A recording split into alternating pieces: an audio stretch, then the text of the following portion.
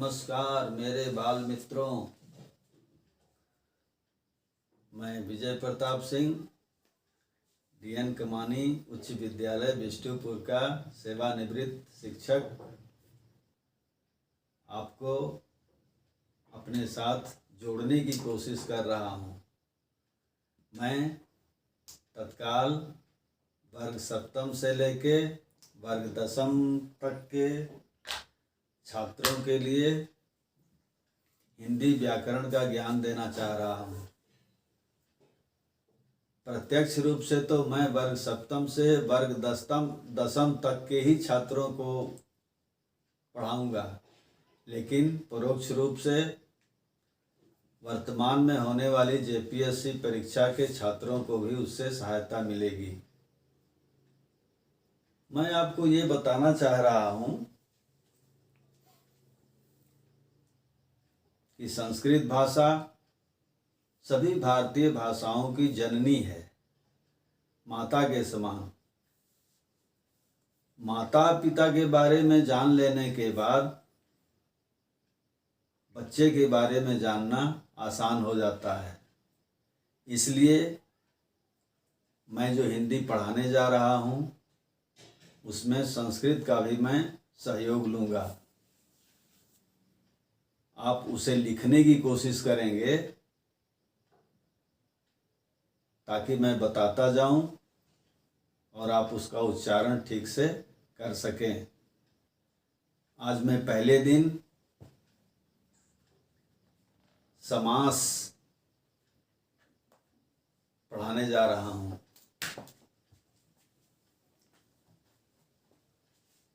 ये देखिए,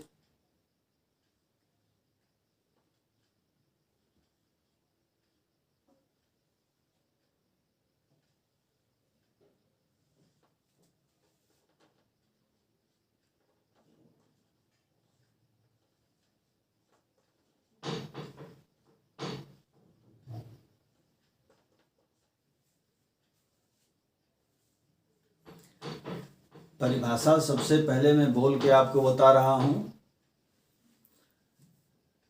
जब दो या उससे अधिक शब्द या पद अपनी विभक्तियों को छोड़कर, विभक्ति कहने का मेरा तात्पर्य है अपने कारक चिन्हों से रहित होकर, अपने कारक चिन्हों को छोड़कर आपस में मिलते हैं, तो ये मिलने की क्रिया समास कहलाती है। पुनः जब दोनों पदों को अलग किया जाता है तो ये अलग होने की क्रिया विग्रह कहलाती है। संधि में अलग करने की क्रिया विच्छेद होती है, जबकि समास में अलग करने की क्रिया विग्रह कहलाती है। याद रखें, समास के साथ विग्रह और संधि के साथ विच्छेद। जब दो पद आपस में मिलते हैं तो मिलने से जो एक नया पद बनता है उसको सामासिक शब्द या सामासिक पद कहते हैं। संस्कृत में मैं इसको लिख रहा हूं, परिभाषित कर रहा हूं।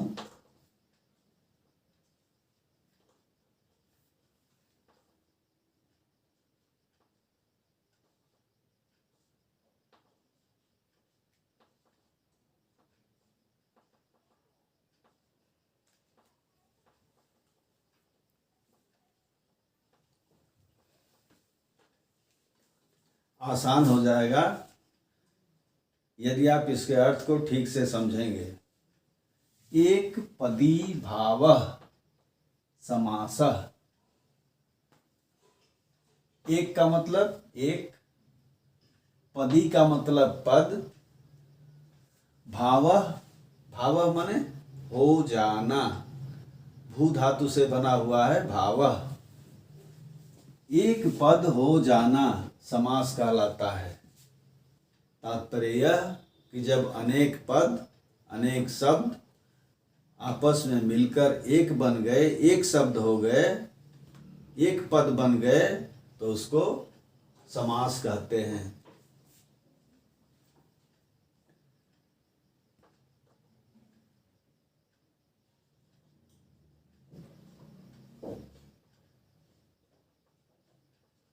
जुड़े हुए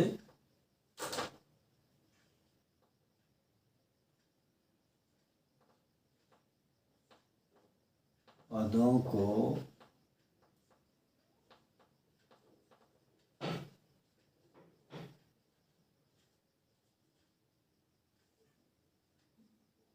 सामासिक पद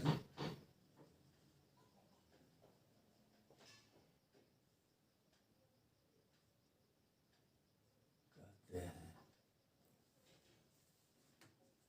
पहले मैं पद को परिभाषित कर रहा हूं। एक होता है शब्द और दूसरा होता है पद। उससे भी थोड़ा सा आगे आपको खींच के ले जाऊं। पहला होता है वर्ण। वर्ण क्या है? जिनका खंड न किया जा सके, जो अखंड हैं उनको वर्ण या अक्षर कहा जाता है। संस्कृत में इसको कहते हैं न क्षरन्ति अक्षरः।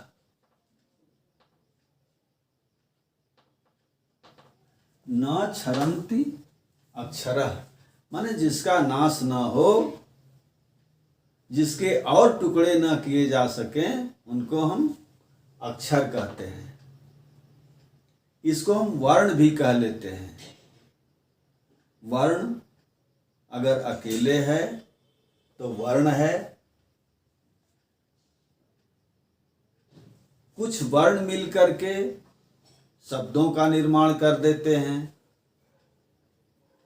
जैसे अलग अलग वर्ण है क, ल, म।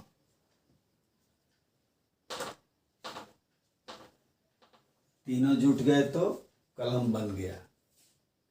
ये कलम जो है शब्द हो गया।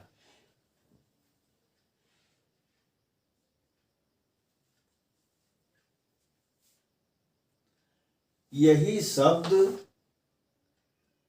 जब किसी वाक्य में प्रयुक्त होते हैं तो उनको पद कहा जाता है। फिर से देखें, वर्ण जो अलग होते हैं वे वर्ण कहलाते हैं। जब कई वर्ण आपस में मिल जाते हैं तो उन्हें शब्द कहते हैं। और जब शब्द किसी वाक्य में प्रयुक्त हो जाते हैं तो उनको पद कहते हैं। समास में दो पद होते हैं। जैसे मान लीजिए रात और दिन, दो पद हो गए। एक पद रात हुआ और दूसरा पद दिन हुआ। जो पहला पद होता है उसको पूर्व पद कहते हैं और दूसरे पद को, ये जो दिन है दूसरा पद, इसको उत्तर पद कहते हैं।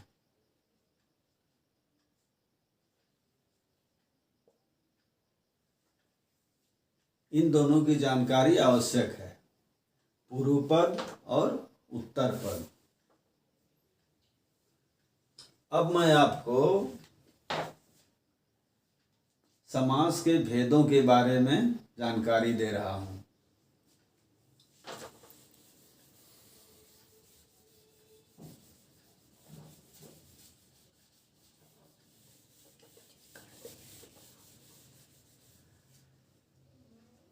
इसके लिए मैं एक संस्कृत का श्लोक लिखूंगा जो समास के सारे भेदों को, उसकी परिभाषा को और उसके उदाहरण को संक्षेप में, छोटे में, समास में सारी बातें, समास में मैं समास की सारी बातें बता रहा हूं आपको। ध्यान दें।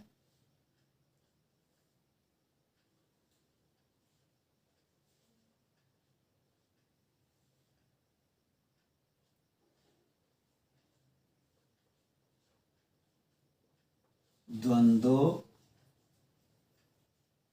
द्विगुरपि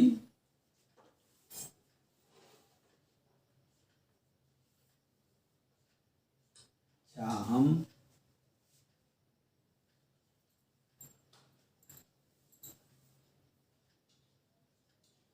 मद्गेहे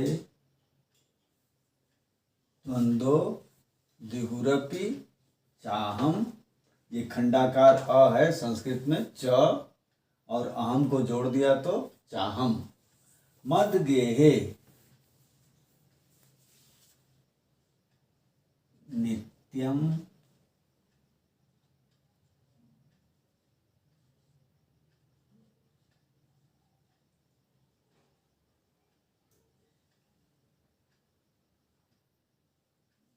नित्यम जोड़ अव्ययी भाव, दोनों को मिला दिए हम तो नित्यम अव्ययी भाव। ध्यान दें, द्वंद्व द्विगुरपि, समास के भेद भी होते चल रहे हैं साथ साथ। द्वंद्व समास पहला, द्विगु समास दूसरा, अव्ययी भाव समास तीसरा। एक पंक्ति में 3 समास।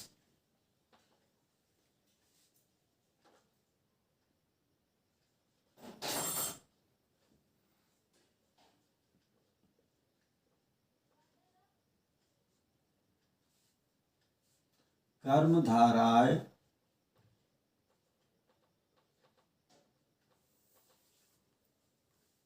तत्पुरुषः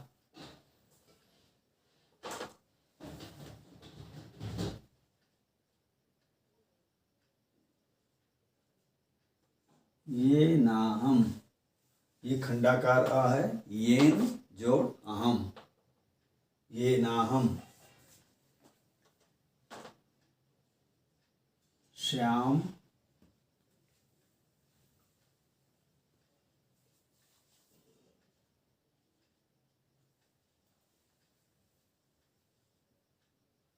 बहुव्रीहि।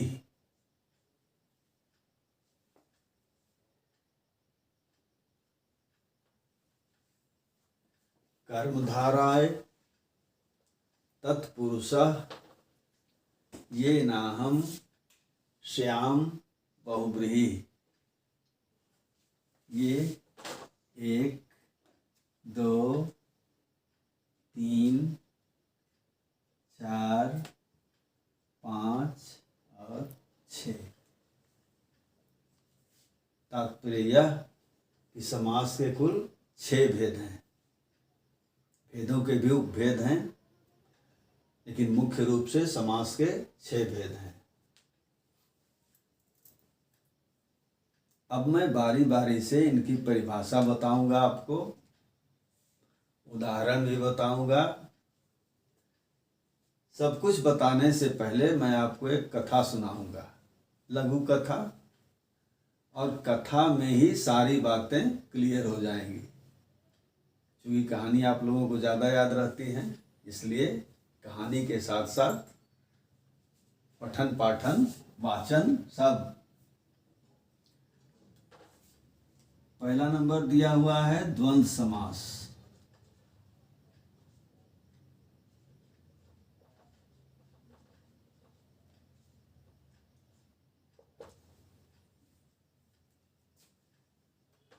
संस्कृत में, संस्कृत साक्षर में इसका एक ठो सूत्र लिखा हुआ है,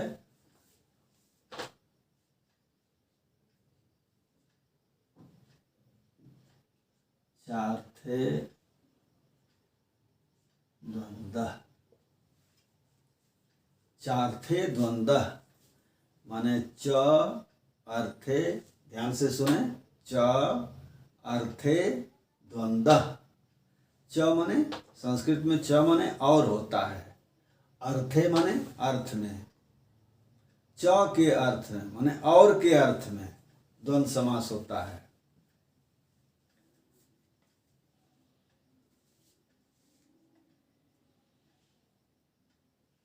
जब दो सामासिक शब्दों के बीच में और का अर्थ लुप्त होता है या और शब्द लुप्त होता है, उसका लोप दिखाई देता है, तो वहाँ द्वंद्व समास होता है। जैसे माता पिता, इस चिन्ह को हिंदी में लोप चिन्ह कहा जाता है। ये चिन्ह जहाँ लगा हुआ है, समझ जाइए कि वहाँ से एक शब्द लुप्त है, छिपा हुआ है, गुप्त है। इसका हम विग्रह करेंगे तो क्या होगा? माता और पिता।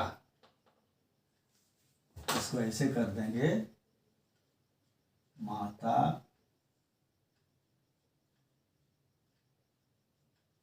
और पिता।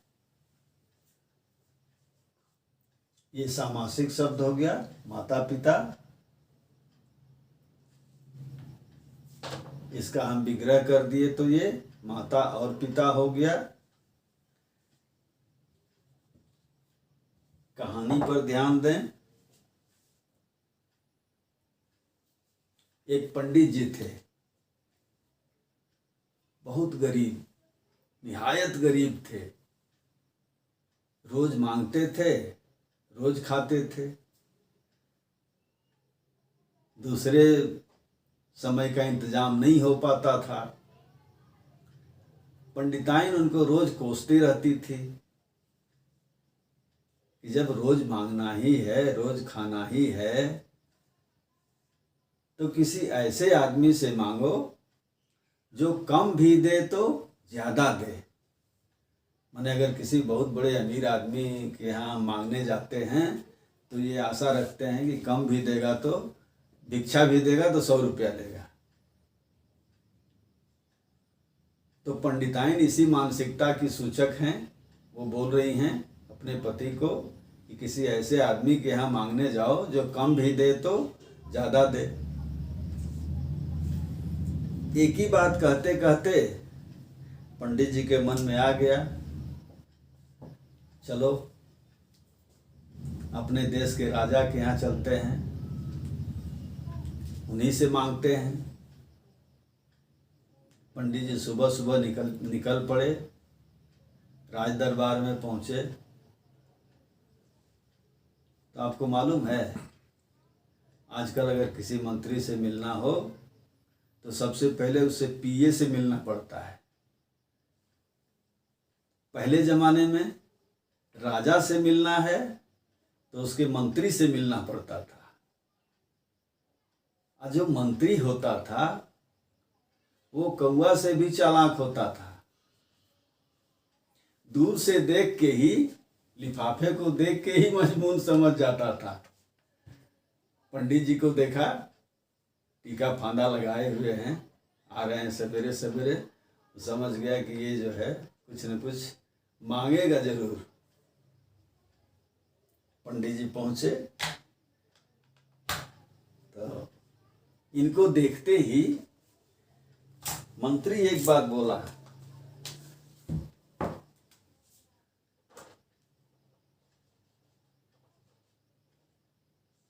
कवे समासे वद।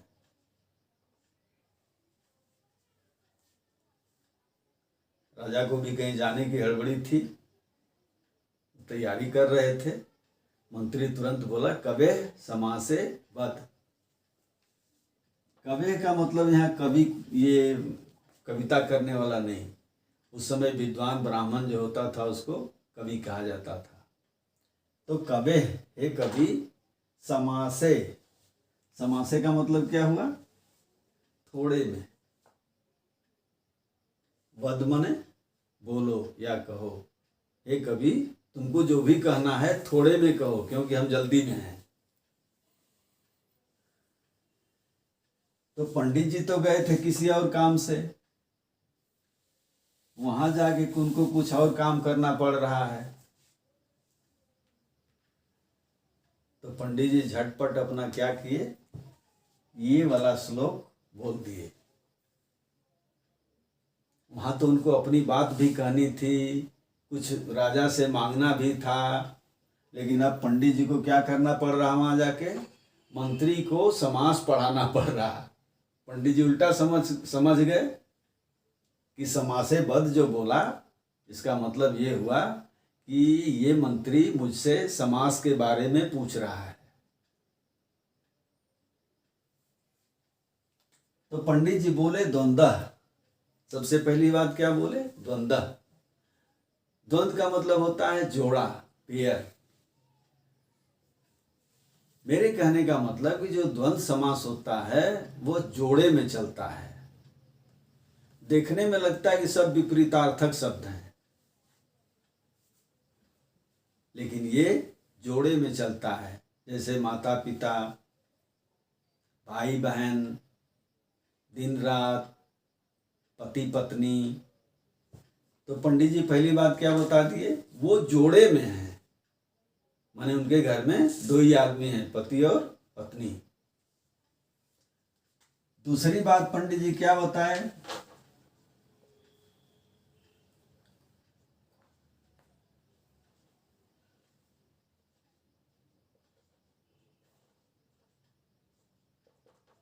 द्विगु समास। अब देखिए यहाँ द्वि माने दो,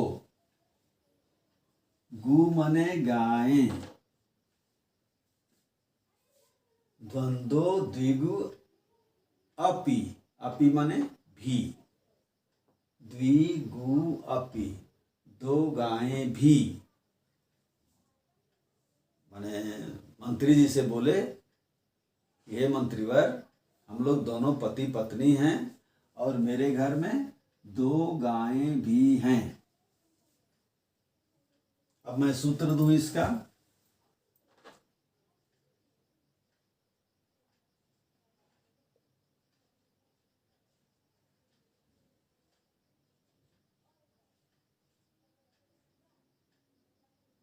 संख्या पूर्वो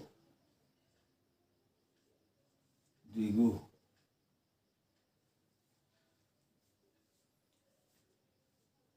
इसको हम उल्टा भी करके पढ़ें, उल्टा करके पढ़ने में समझने में आसान होगा। इसको हम यहाँ कर देते हैं और इसको यहाँ कर देते हैं। माने पूर्व संख्या द्विगु, पूर्व माने पहले, संख्या माने संख्या। जहाँ पहले संख्या होता है, माने पहले यहाँ कहने का मेरा मतलब पूर्व पद। दो पद मैंने बताए थे, पहला पद पूर्व पद और दूसरा पद उत्तर पद। तो पूर्व पद जहाँ संख्या वाचक हो, वाचक माने बताने वाला, संख्या बताने वाला, वहां द्विगु समास होता है। जैसे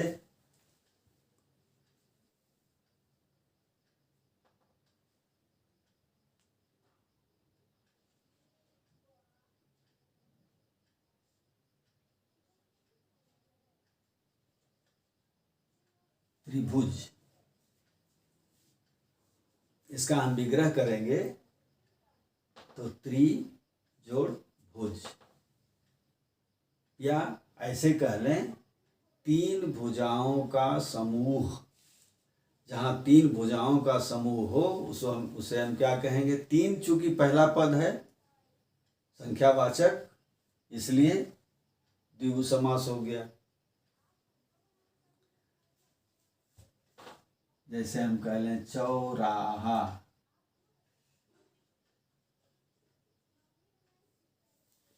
माने चार रास्तों का समूह, या चार रास्तों का जो मिलन बिंदु है, चारों तरफ से रास्ते आके मिल रहे हैं, जो मिलन बिंदु है उसको हम चौराहा कहेंगे। जैसे पंचवटी हो गया, पांच बरगदों का समूह, इसको समाहार द्विगु भी कह लेते हैं। लेकिन मेरे बताने का मुख्य तात्पर्य है कि इसका पहला पद संख्यावाचक होना चाहिए। संख्यावाचक रहेगा तो द्विगु समास हो जाएगा। तो पंडित जी दूसरी बात बता दिए कि उनके पास 2 गायें भी हैं। च अहम और मैं, च मने और, अहम मने मैं और मैं। मत गेहे, मत का मतलब मेरे, गेहे मने घर में, और मेरे घर में। नित्यम, ये रहा नित्यम। अव्ययी भावः, नित्य का मतलब हमेशा। अव्ययी भाव माने धन का अभाव रहता है, हमेशा धन का अभाव रहता है। अपनी बात भी कह रहे हैं और समास भी बता रहे हैं। और मेरे घर में हमेशा धन का अभाव रहता है। अब इसमें देखिए तीसरा समास हो गया अव्ययी भाव समास।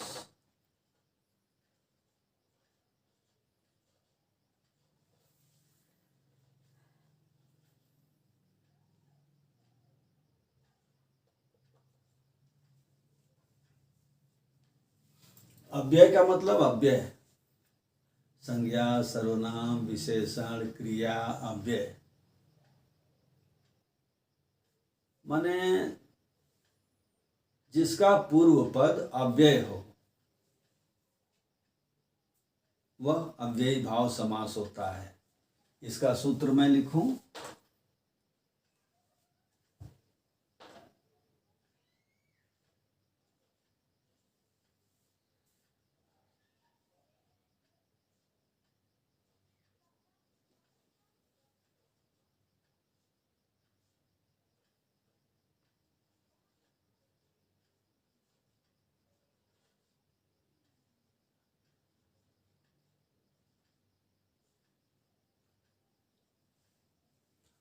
पूर्व पद प्रधान अव्ययी भाव, जिसका पहला पद प्रधान हो वह अव्ययी भाव समास है। इसका पूरक सूत्र एक ठो है,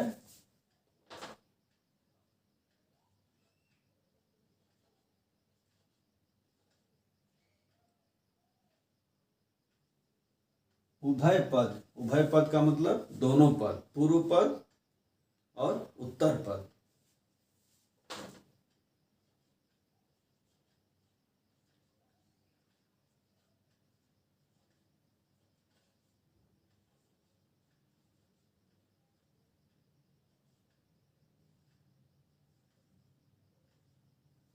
उभय पद प्रधान अव्ययी भाव, प्रधानो अव्ययी भाव लिखा है, ये खंडाकार अ, ये अ माना जाएगा। तो उभय पद प्रधान अव्ययी भाव, जिन सामासिक शब्दों के दोनों पद प्रधान हो वह अव्ययी भाव समास कहलाता है। जैसे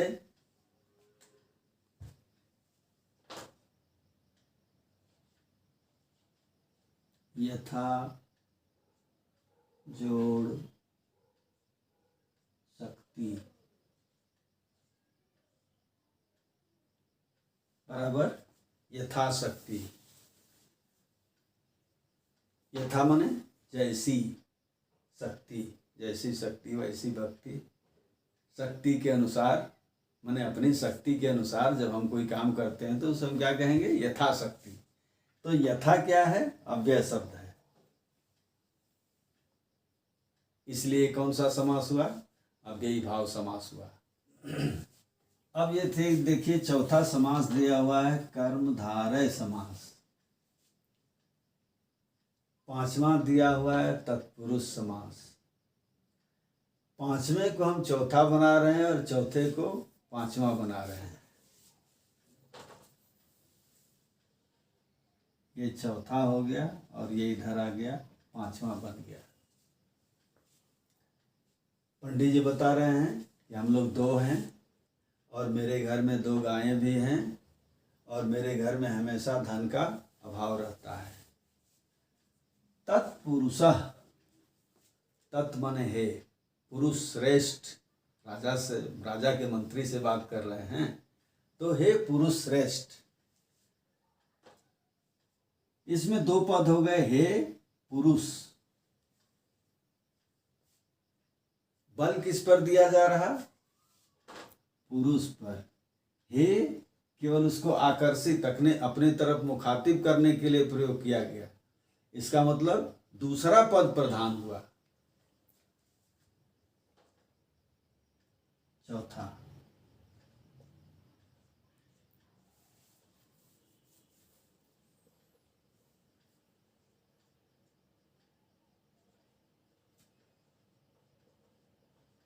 तत्पुरुष समास। जिन सामासिक शब्दों में दूसरे पद की प्रधानता हो, माने उत्तर पद प्रधान हो, यहां मैं सूत्र लिखूं, उत्तर पद प्रधानस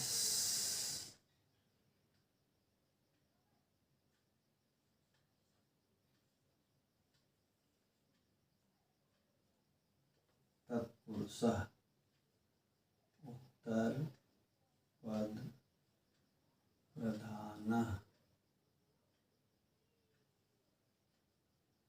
तत्पुरुषः। ये प्रधान हो जाएगा ना, तो प्रधानस तत्पुरुषः, विसर्ग जब हट जाएगा तो विसर्ग का स हो जाता है, तो प्रधानस तत्पुरुषः। उत्तर पद की जिसमें प्रधानता हो वह तत्पुरुष समास। उदाहरण भी पंडित जी साथ साथ देते जा रहे हैं। इसलिए हे महापुरुष, इसलिए हे पुरुष।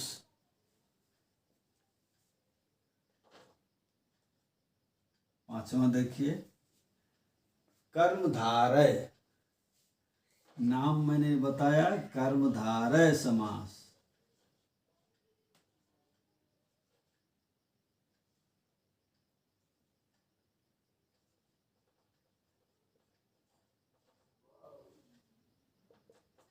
लेकिन मैंने लिखा है कर्मधाराय। कर्मधारय मैंने नहीं लिखा है। कर्मधाराय का मतलब कर्म धारण कराइए। इसलिए हे महापुरुष, कर्म धारण कराइए। कर्म धारण कराइए का मतलब काम बताइए, कोई काम बताइए, ऐसा काम बताइए। जहाँ ऐसे वैसे की बात हो उसमें एक पद विशेषण होगा और दूसरा पद विशेष्य होगा। अब मैं आपको विशेषण और विशेष्य के बारे में बता दूं।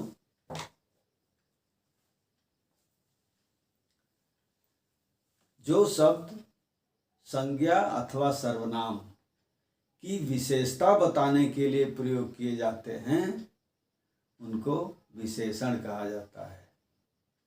फिर से सुनिए, जो शब्द संज्ञा अथवा सर्वनाम की विशेषता बताने के लिए प्रयोग किए जाते हैं उनको विशेषण कहा जाता है। और संज्ञा तथा सर्वनाम शब्दों को विशेष्य कहते हैं। माने जिनकी विशेषता बताई जाती है वो विशेष्य होते हैं और जो विशेषता बताने वाले शब्द होते हैं वो विशेषण होते हैं। एक बार फिर से सुनिए, जिन शब्दों के द्वारा किसी संज्ञा या सर्वनाम शब्द की विशेषता बताई जाती है वह विशेषण होता है तथा वह संज्ञा और सर्वनाम शब्द विशेष्य होते हैं। माने जिनकी विशेषता बताई जाती है वो विशेष्य कहलाते हैं तथा जो विशेषता बताने वाले शब्द होते हैं उनको विशेषण कहते हैं। इसी क्रम में मैं आपको बता दूं, एक प्रविशेषण भी होता है। जैसे यहाँ से हट के मैं दे रहा हूं आपको।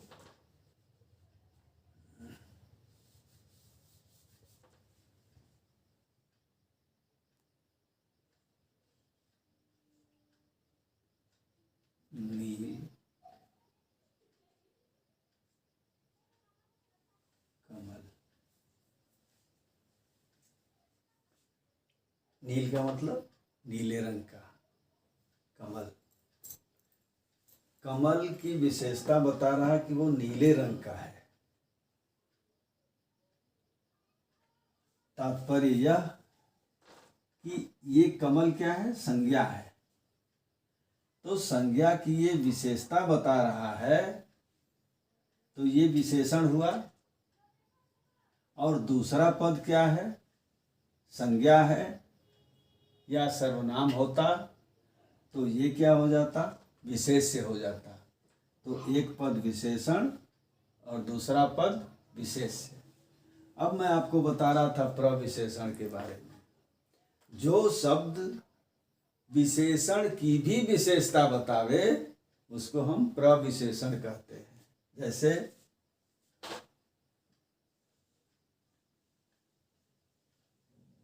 बहुत तेज हवा चली। बहुत तेज हवा चली। इसमें हवा विशेष्य हुआ, संज्ञा है। तेज चली विशेषण है, हवा की विशेषता बता रहा। बहुत शब्द क्या है? ये प्रविशेषण है, क्योंकि यह विशेषण की भी विशेषता बता रहा है। प्रविशेषण,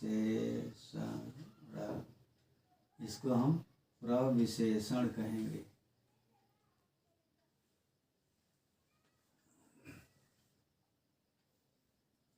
मैं फिर अपने जहाँ से चला था वहाँ लौट के आया। इसलिए हे महापुरुष, कोई ऐसा कर्म धारण कराइए। उदाहरण देखे ना, यही कोई ऐसा कर्म धारण कराइए। उदाहरण में जैसे देखिए,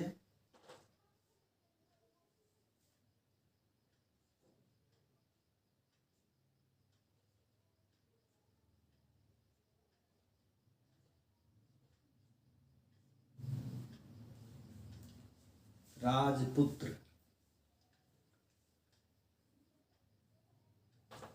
मुख्य क्या है? पुत्र। राज क्या है? राजा का पुत्र। माने एक विशेषण हो गया और दूसरा विशेष्य हो गया। कर्मधारय समास हो गया। हे महापुरुष,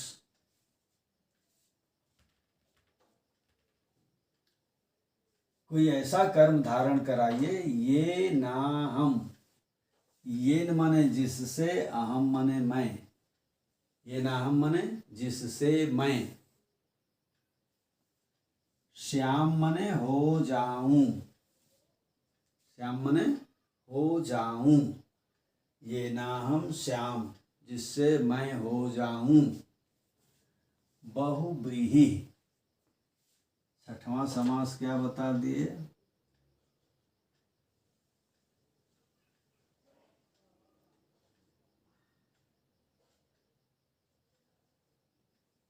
बहुव्रीहि समास।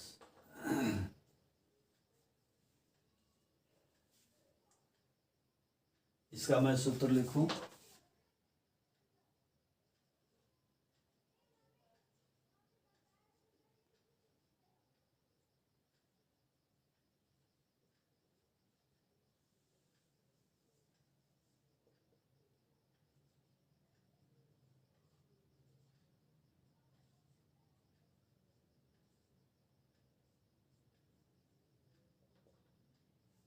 अन्य पद प्रधान बहुव्रीहि।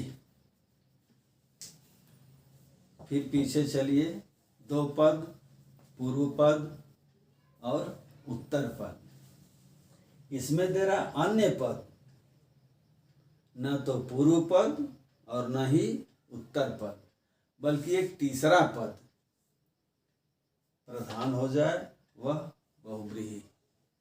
पंडित जी क्या कह रहे हैं? ये नाहम श्याम, जिससे मैं हो जाऊं बहुव्रीहि। बहु का मतलब अधिक, व्रीहि माने धन, जिससे मैं अधिक धन हो जाऊं। अब आप सोचिए पंडित जी क्या कहना चाह रहे हैं? अधिक धन हो जाऊं? नहीं, पंडित जी कहना चाहते हैं धनवान हो जाऊं। इसका मतलब न तो इसका पहला पद प्रधान हुआ और न ही दूसरा पद प्रधान हुआ, बल्कि एक तीसरा पद आकर के वहां मुख्य हो गया। तो इस समास को हम क्या कहेंगे? बहुव्रीहि समास। उदाहरण भी इसी में हो गया। जैसे उदाहरण मैं दे दूं आपको,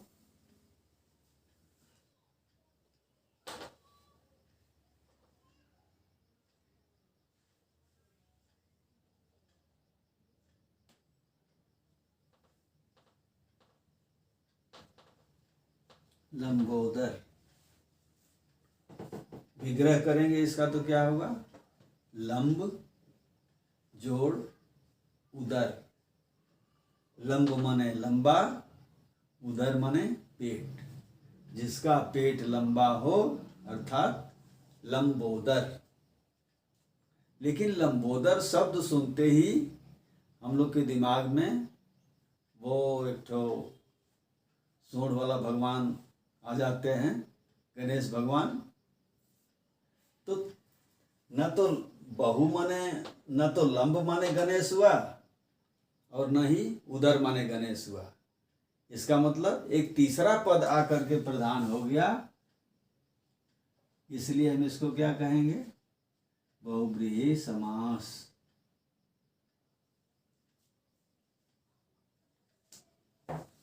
जैसे दशानन, 10 हैं आनंद जिसके। अगर इस तरह से विग्रह करते हैं कि 10 हैं आनंद जिसके, 10 माने 10, आनंद माने मुख, अर्थात तुरंत रावण का ध्यान आता है कि उसी के पास 10 मुख थे, तो रावण प्रधान हो गया। अब देखो, हमको लगता है कि विग्रह करने से भी कुछ बात बनती बिगड़ती है। जैसे विग्रह में कर दूं 10 जोड़ आनंद, तो पूर्व पद संख्यावाचक हो गया ना? संख्या पूर्वो द्विगु। पहला पद अगर संख्यावाचक हो गया तो द्विगु हो गया। लेकिन अगर ऐसे हम इसका विग्रह करें कि 10 हैं मुख जिसके, अर्थात रावण, तो कौन सा समास हो गया? बहुव्रीहि समास हो गया।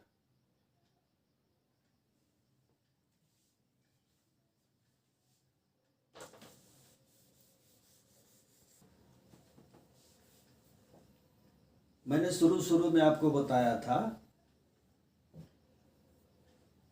कि समास, उनके उपभेद भी हैं, बहुत सारे उपभेद हैं। मैं केवल मुख्य भेद के बारे में आपको बता रहा हूँ। लेकिन मुख्य भेद में भी उपभेद में 2 ठो महत्वपूर्ण है। एक है न या,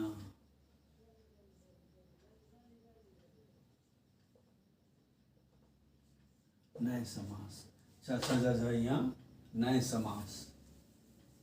ये तत्पुरुष समास का भेद है। नए समास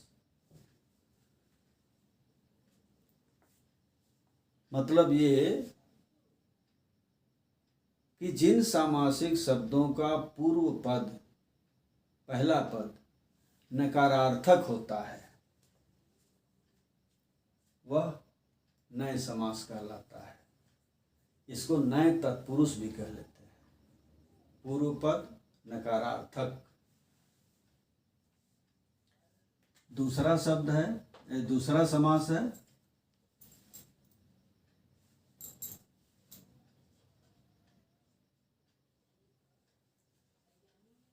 अलुक समास, ये भी तत्पुरुष समास का ही भेद है। मैं फिर आपको पीछे ले चल रहा हूं। मैंने कहा था कि जब दो या उससे अधिक पद अपनी विभक्तियों को, विभक्ति कहने का मेरा मतलब अपने कारक चिन्हों को छोड़ करके आपस में मिलते हैं तो समास कहलाता है। लेकिन ये अलग अलुक समास जो है, इसमें क्या होता है, अलुक तत्पुरुष,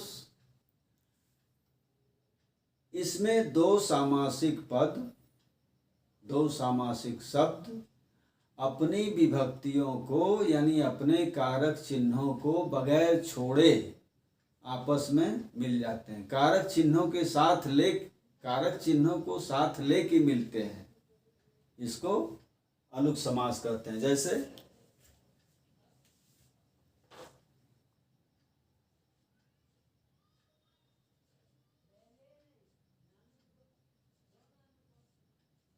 युधिष्ठिर, एक युधिष्ठिर शब्द है। युधि जो है युद्ध शब्द के सप्तमी विभक्ति के एक वचन का रूप है। सप्तमी विभक्ति का मतलब अधिकरण कारक, उसका चिन्ह क्या होता है, में पर। अगले क्लास में मैं आपको कारक चिन्हों के बारे में बताऊंगा, कारक के बारे में। तो युद्ध में स्थिर मिला हुआ है तो युद्ध में स्थिर, अगर इसको हम विग्रह कर दें तो युद्ध में स्थिर।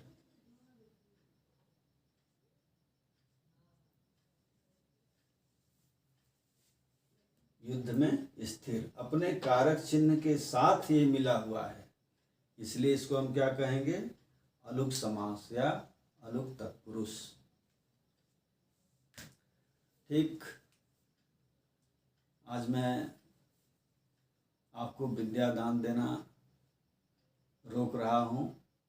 मेरे प्रिय मित्रों, मैंने जो विषय वस्तु आपको दी, यदि वो आपको अच्छी लगी हो तो इस वीडियो को लाइक कर दें और विषय वस्तु को अपने तक ही सीमित नहीं रखें, बल्कि उसको अपने दोस्तों के साथ शेयर करें।